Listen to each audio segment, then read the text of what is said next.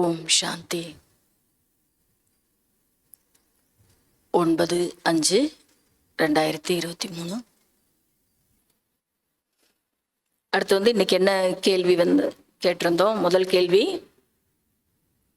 மாயை எந்த செயலை கற்றுக் கொடுக்கிறது? பாபா எந்த செயலை கற்றுக் கொடுக்கிறார்? மாயை தவறான செயலை செய்ய வைக்கிறது. அதன் மூலமாக துக்கம்தான் கிடைக்கிறது. பாபா ஒருபோதும் துக்கம் ஏற்படாத வகையில் செயல் செய்வதை கற்றுக் கொடுக்கிறார். மாயை தலைகீழான செயலை செய்ய வச்சிருது, அதனால துக்கம்தான். ஆனா பாபா துக்கம் அடையாத கர்மத்தை செய்ய வைக்கிறாரு. அதன் மூலமா நமக்கு சுகம்தான் கிடைக்கும். அடுத்து என்ன கேள்வி இருந்துச்சு? முரளியில பிரம்ம பாபாவினுடைய விசேஷம் அது என்ன வந்தது? பிரம்ம பாபா முற்றிலும் தன்னுடைய உடல், மனம், பொருள் அனைத்தையும் சேவைக்காக காப்பீடு செய்து விட்டார். அதான் அவருடைய விசேஷம். மூன்றாவது, மாயை எப்பொழுது நஷ்டத்தை ஏற்படுத்துகிறது?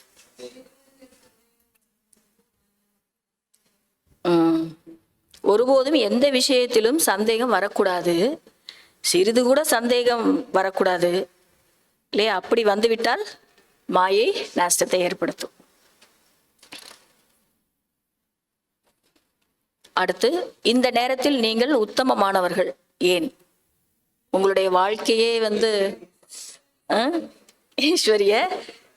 ஈஸ்வரிய குழந்தைகள்.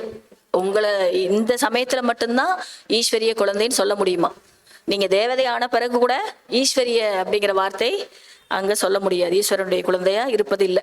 அதனால நீங்க உத்தமமானவர்கள். அடுத்து, பாரதம் ஏன் ஏழை நாடாக மாறிவிட்டது? கட்டி கேட்டு எவ்வளவு நல்லா சொன்னாரு பாபா இல்லையா? அப்படியே சரளமா நீங்க அரை கல்பத்தை முடிச்சிட்டீங்க. 2500 வருஷம். இங்க ஒரு நாள் போறது எவ்வளவு நேரம் ஆகுது இல்லையா? அங்க 2500 வருஷமும் நீங்க இப்படிலாம் செஞ்சு செஞ்சு முடிச்சிட்டீங்கிறத. பக்தி மார்க்கத்தில் சாஸ்திரங்களை படித்து படித்து யாத்திரை செய்து கோயிலெல்லாம் கட்டி கட்டி இந்த பாரதம் ஏழை ஆயிடுச்சு. அடுத்து லாஸ்ட், யார் ஆன்மீக சேவாதாரிகள்? சம்ஸ்காரத்தை நீக்குவதிலும் சம்ஸ்காரத்தோடு ஒத்து போவதிலும் யார் எவரடியாக இருக்கிறார்களோ அவர்கள் தான் ஆன்மீக சேவாதாரி. அடுத்து ஃபில்லிங் த பிளாங்க்ஸ். முதல்ல, யாருடைய பிறருடைய டேஷ் பார்க்கக்கூடாது, அவகுணத்தை பார்க்கக்கூடாது. டேஷ் படி நடக்க வேண்டும். ரெண்டாவது, சத்தியுகத்தில் டேஷ் மற்றும் டேஷ் இருக்காதுன்னு சொல்லியிருந்தோம். சத்தியுகத்தில் இன்னைக்கு என்ன சொன்னார் பாபா?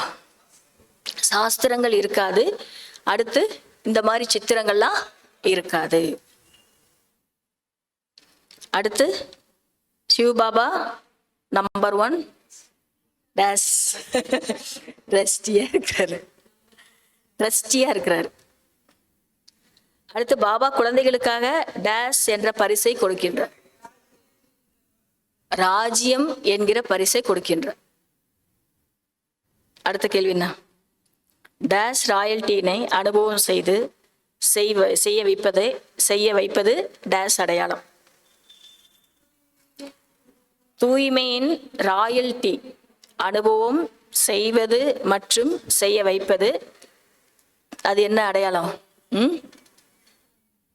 எதனுடைய அடையாளம்? ராயல் ஆத்மாவினுடைய அடையாளம்.